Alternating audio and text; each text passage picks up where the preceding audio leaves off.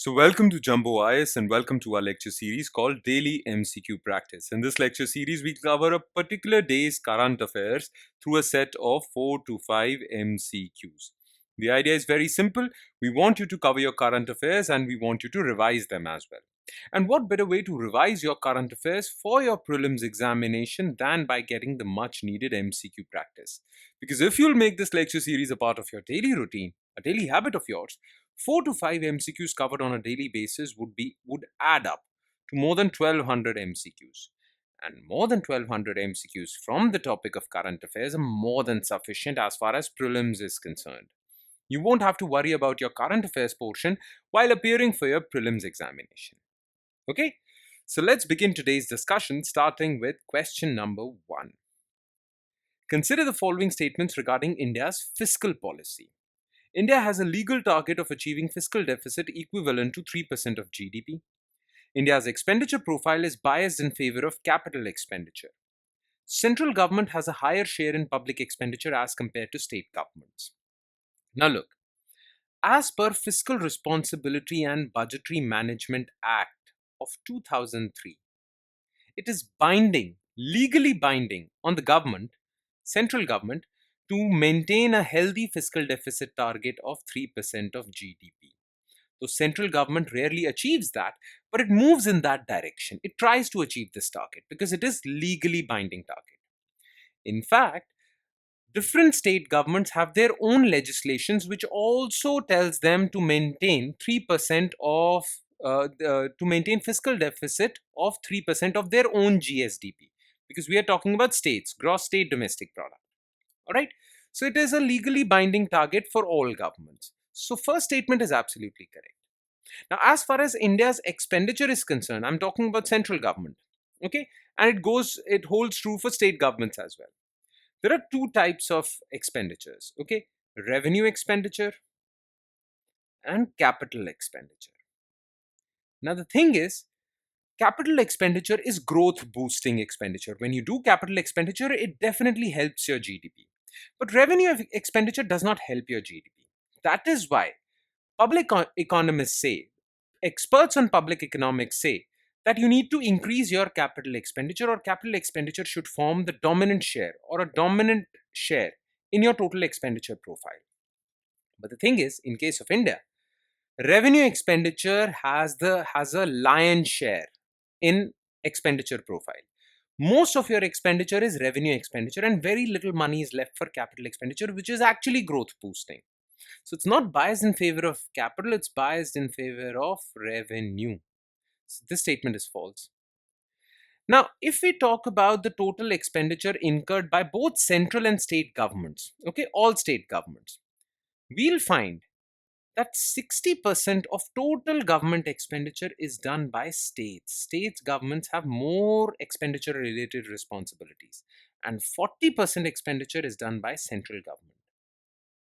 So central government has a higher share? No, this is also false. Okay, so only one statement is correct. The answer is A. Question number 2. Which of the following statements are correct regarding Global Engagement Scheme? Launched by Ministry of Culture to promote India's rich cultural heritage internationally. Under the scheme, India will give grants to international cultural organizations. This scheme is administered through Indian missions abroad. Now look, India wants to promote its rich cultural heritage abroad, okay, among all the other foreign countries as well as internationally. Now for that, Ministry of Culture has launched Global Engagement Scheme. Clear? Now this Global Engagement Scheme, the only purpose it has is to promote India's culture abroad.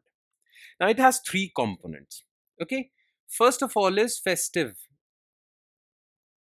of India. Okay. Under this, India will organize various festivals all over the world to promote its culture. Then the second component is grants to different cultural institutions of different countries. Okay. Grants to different cultural institutions of different countries so that they promote Indian culture. Okay, these institutions have have Indian culture departments. So to support them, India is funding them. Then India will also give grants to international organizations. Like many organizations are affiliated to UNESCO, right? So to support them to promote Indian culture internationally, Indian government is going to give them grants under global engagement scheme. All right. So first statement is correct. Second statement is correct. And in Ministry of Culture is going to implement this scheme through Indian missions in different countries, Indian embassies in different countries, right? So this is also correct. All three statements are correct. Question 3. Consider the following statements regarding Stockholm International Peace Research Institute. It is an independent institute formed in 1966 for research on conflict, armaments, arms control, and disarmament. As per CIPRI's latest report, India is the second largest importer of arms in the world after China. USA is the biggest arms exporter in the world. Russia is the top supplier of arms to India. All right. Thing is that CIPRI is an international institute which does research on wars, conflicts, arms control, disarmament, and everything. And every few years, it comes out with a report. In that report, it mentions which country is the biggest arms exporter, which country is the biggest arms importer, and all these statistics, right? So it is an independent institute. It was formed in 1966 in Stockholm, Sweden, and it is a research institution for these things. So this part is correct. Now, as per the latest report from CIPRI, Ukraine is the largest importer of arms in the world, and understandably so, because Ukraine has been involved in a war with Russia. Obviously, it is going to import a lot of arms. Okay, so it has been the number one arms importer in the world in recent years, and it is followed by India. The thing is, there was a time when China also used to import a lot of arms and ammunition, but China developed its own domestic industry. Now, China has become an exporter of arms and armaments. Okay, so this is not good news for India that India imports a lot of arms. India needs to export them. India needs to produce them locally. But this statement is false because it's not China, it's Ukraine. Now, if we are talking about global export market for arms and ammunition, well, USA has lion's share. Okay, USA has more than 40% of market share. Clear? Now, India imports a lot of arms and ammunition. Okay, now traditionally, Russia has been the biggest supplier of arms and ammunition to India, right? Recently, Russia's share in supplying arms and armaments to India has declined, but still it is the number one supplier. But it has declined significantly. And it is closely followed by France. France has become second as far as supply of arms and armaments to India is concerned. But fourth statement is also correct. The correct answer is 134. Answer is B. Question 4. Which of the following statements are correct regarding bills of lading? Bill 2025. It replaces Indian Bills of Lading Act 1856 and is being implemented by Ministry of Ports, Shipping and Waterways. The new law will give more powers to central government to facilitate implementation of this law. The new law will reduce legal disputes and litigation. Okay. So to understand this question or to be able to solve this question, you need to know what ladding is. So ladding is a process of loading or offloading material on commercial ships. All right. Now, this happens on ports all over the world. And for this process, there are a lot of rules, procedures,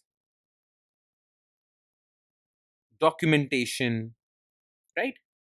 Now, all these rules, procedures, and documents in Indian ports were governed by Indian Bills of Lading Act 1856. As you can see on this date, it is a colonial era law and very old law.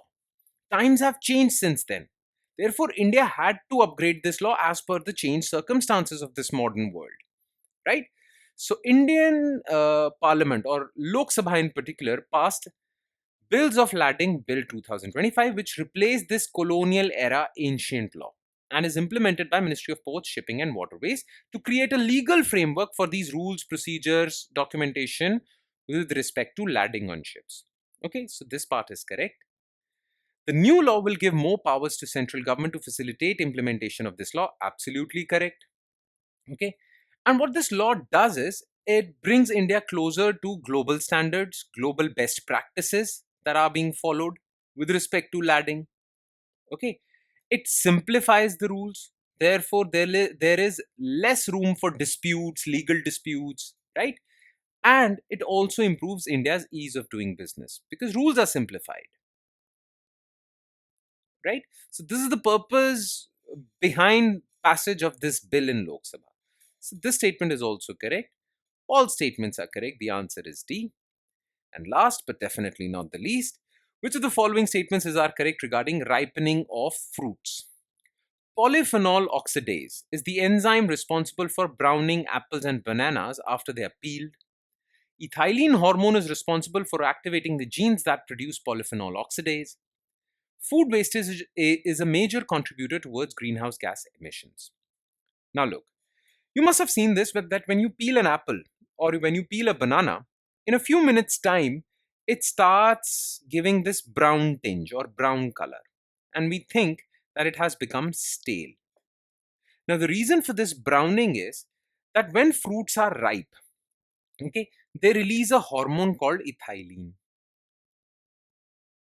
This ethylene hormone basically activates the genes which produce this polyphenol oxidase enzyme.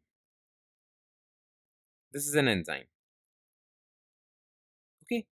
Now, the special feature about this enzyme is that when this enzyme comes in contact with the skin of the fruit, and when it comes in contact with oxygen in air, it converts the yellow color of banana into brown.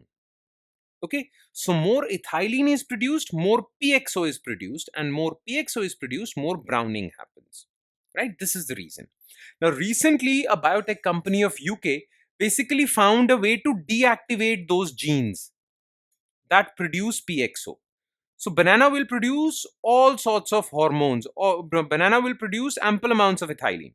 But because the genes that produce PXO would become deactivated, it would lead to less browning of bananas and apples also. Okay, so first statement is correct. Second statement is correct.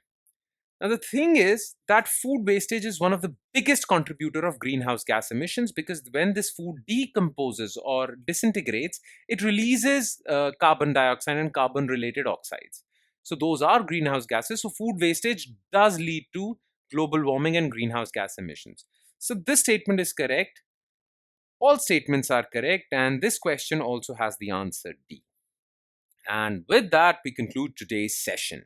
Thank you so much for watching, everyone. And I'm sure it has added value to your preparation, but it would add more value. I say this every time in the end. It would add more value if you'll revise this lecture as well. And revision means taking a look at written detailed solutions to each and every MCQ discussed above. It would hardly take 5 to 10 minutes, but it would really etch these current affairs related questions in your memory. Okay? Now, you can revise these current affairs based questions, or you can revise these written detailed solutions from the notes provided by us. And these notes are available on our Telegram channel. Where can you find our Telegram channel? Just below this video in the comment section, you'll find a link. Just click on that link. It will take you to our Telegram channel. And from there, you can download these notes. And on that note, I'll be signing off. Thank you so much, everyone.